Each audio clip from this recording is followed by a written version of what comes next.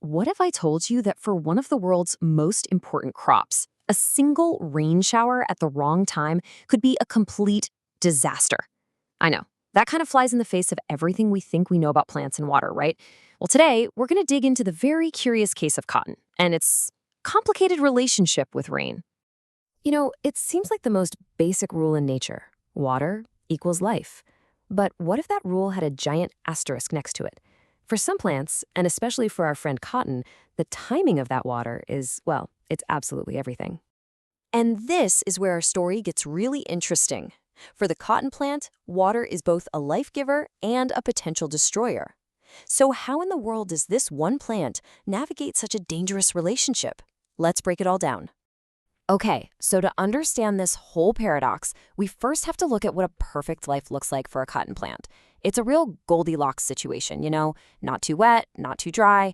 Everything has to be just right. So cotton needs this magic combination of perfect conditions. First, it craves bright, intense sunshine for energy. And second, it thrives in black soil. That dark soil is so key.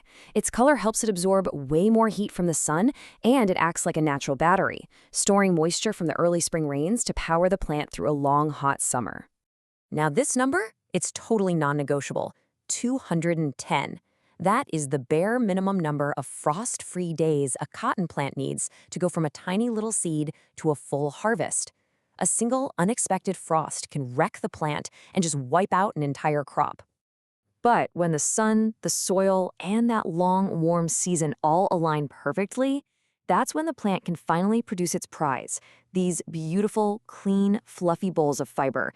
People often call it white gold for a reason. This is the super valuable end product that everyone's working towards. But here's the thing. After months of perfect growth, the most dangerous part of the whole journey is just getting started. As that cotton plant gets closer to the finish line, it becomes incredibly vulnerable. This is the moment of truth. I mean, after all that careful work, the cotton bolls finally burst open, revealing the soft, valuable fibers inside. But at this point, the farmer's entire livelihood is completely and totally exposed to the elements. And this is the critical turn, where the plant's best friend can become its worst enemy. Because yeah, this is when the clouds start to roll in. This slide just illustrates the two possible fates perfectly. If you get a dry finish, you get that valuable white gold.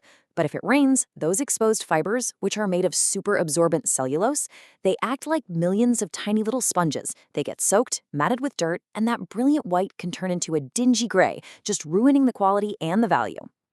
This quote from our source material just says it all. You can practically feel the anxiety in those words.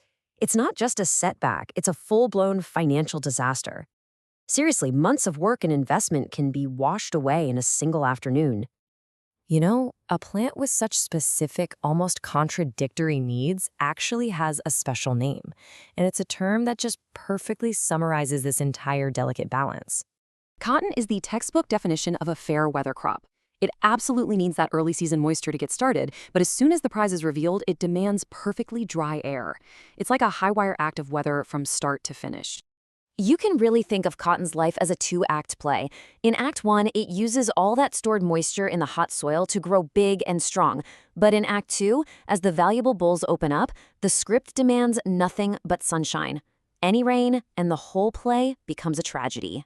It really changes how you look at a cloudy sky, doesn't it? For a cotton farmer, that approaching rain cloud could literally be the difference between a successful harvest and a devastating loss. It's just a powerful reminder that in agriculture, and especially for a crop this particular, timing really is everything.